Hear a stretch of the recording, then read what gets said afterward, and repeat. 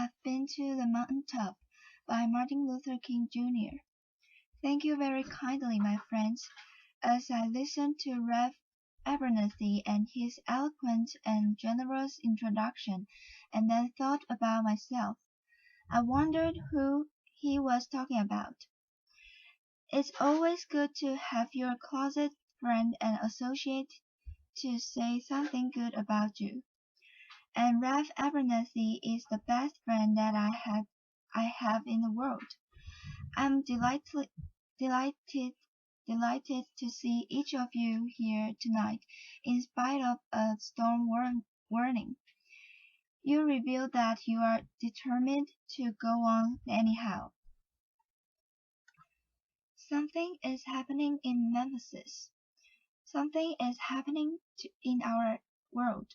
And you know, if I were standing at the beginning of time, with the possibility of taking a kind of general and panoramic view of the whole of human history up to now, and the Almighty said to me, Martin Luther King, which age would, would you like to live in?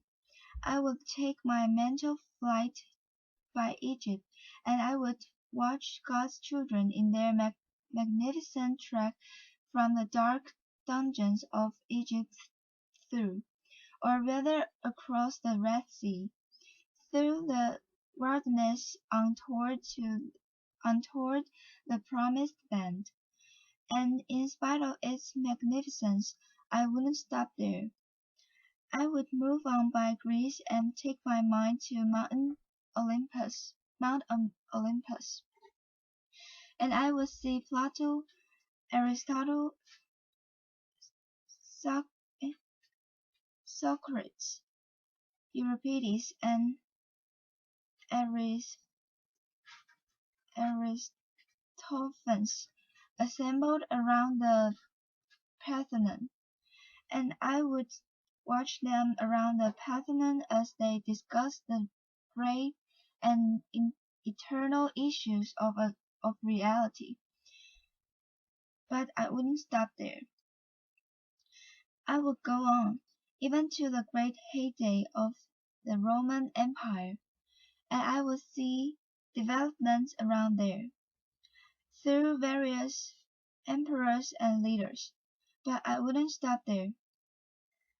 I would even come up to the day of the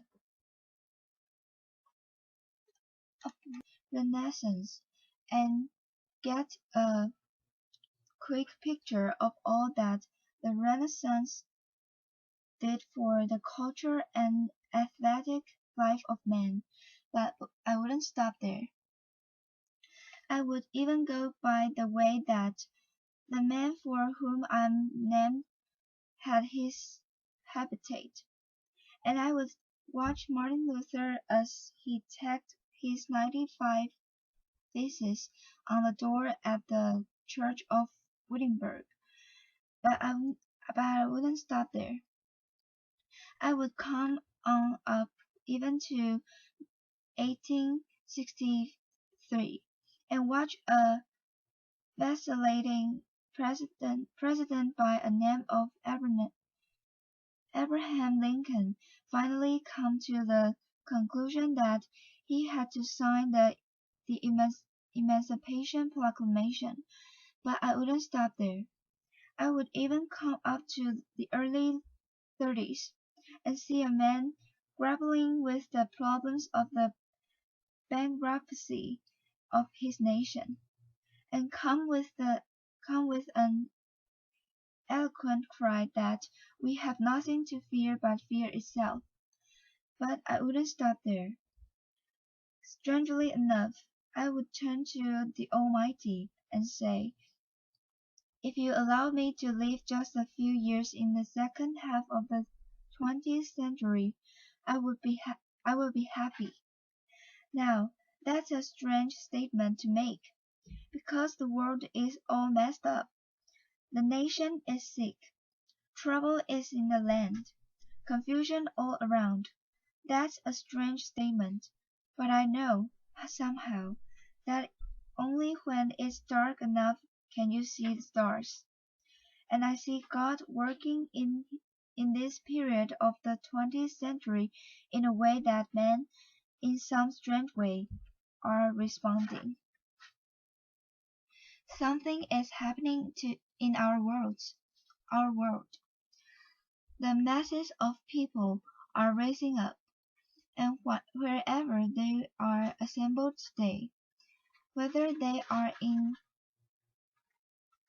Johannesburg, South Africa, Nairobi, Kenya, Accra, Ghana, New York City, Atlanta, Georgia, Jackson, Mississippi, or Memphis, Tennessee. The, the cry is always the same. We want to be free.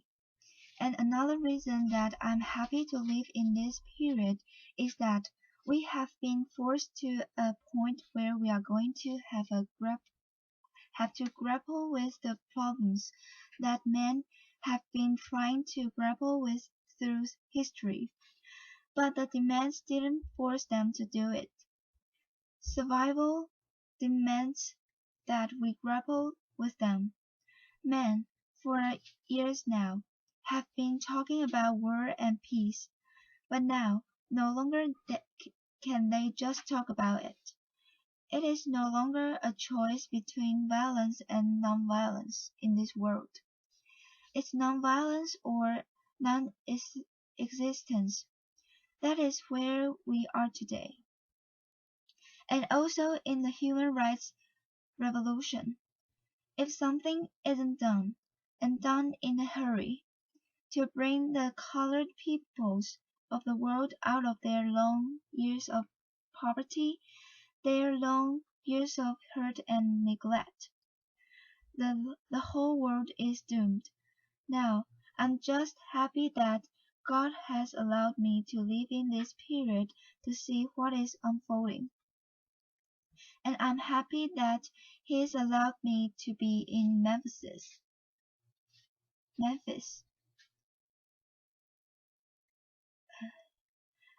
I can remember. I can remember when Negroes were just going around, as Ralph had said so often, scratching where they didn't itch, and laughing when they were not tickled. But that day is all over. We mean business now, and we are determined to gain our rightful place in God's world. And and that's all this whole thing is about. We aren't we aren't engaged in any negative protest and in any negative arguments with anybody. We are saying that we are determined to be men. We are determined to be people. We are saying that we are God's children. And that we are God's children, we don't have to live like we are forced to live. Now, what does all of this mean in this great period of history? It means that we've got to stay together. We've got to stay together and maintain unity. You know, whenever Pharaoh wanted to prolong the period of slavery in Egypt, he had a favorite formula for doing it. What was that? He kept the slaves fighting among themselves. But whenever the slaves get together, something happens in Pharaoh's court, and he cannot hold the slaves in slavery. When the slaves get together, that's the beginning of getting out of the slavery. Now let us maintain unity. Secondly, let us keep the issues where they are. The issue is injustice. The issue is the refusal of Memphis to be fair and honest in its dealings with its public servants, who happen to be sanitation works. Now, We've got to keep attention on that. That's always the problem with a little violence. You know what happened the other day, and the press dealt only with the window breaking. I read the articles. They very seldom got around to mentioning the fact that 1,000, 3,000 sanitation workers are on strike, and that Memphis is not being fair to them, and that Mayor Leo is on their need to the doctor, and they didn't get around to that. Now we are going to march again, and we've got to march again in order to put the issue where it is supposed to be, and force everybody to see that there are 1,300 of God's children here suffering, sometimes going hungry, going through dark and dreary nights wondering how this thing is going to come out. That's the issue, and we've got to say to the nation, we know how it's coming out. For when people get caught up with that which is right and they are willing to sacrifice for it, there is not stopping point short of victory.